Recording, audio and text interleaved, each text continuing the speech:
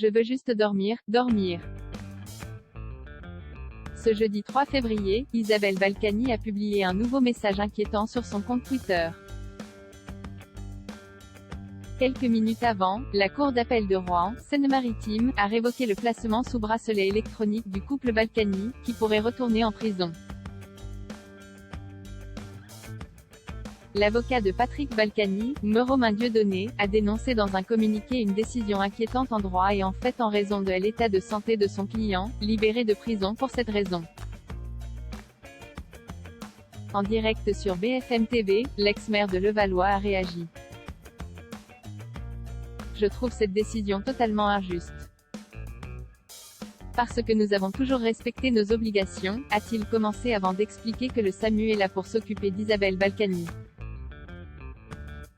Ma femme a prévenu, elle est très fragile. Elle a fait 2 tentatives de suicide, elle était dans le coma à l'hôpital de Nantes puis de Rouen, a rappelé Patrick Balkany. Là, elle repart avec le SAMU parce qu'elle avait dit « Moi, je n'irai pas en prison, je me supprime ».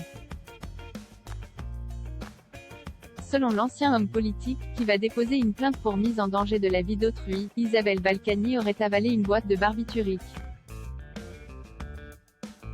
Sur Twitter, elle avait publié un message très inquiétant quelques minutes après le verdict. Je veux juste dormir, dormir. Épuisé par l'âge, le mien, la haine, des autres, l'angoisse pour l'homme de ma vie, la blessure, inguérissable, du gommage de ce que j'ai pu faire de positif. Écrivait-elle. Merci à ceux qui m'ont fait le bonheur de m'aimer. Et à mes amours à 4 pattes, les époux Balkany, condamnés pour blanchiment aggravé de fraude fiscale. Isabelle Balkany avait déjà fait 2 tentatives de suicide depuis le début des ennuis judiciaires du couple. Après cette nouvelle décision, le parquet général peut désormais décider d'attendre le délai de pourvoi en cassation pour prononcer l'incarcération des Balkany, tout en sachant qu'une éventuelle pourvoi ne leur permettrait pas d'échapper à la prison.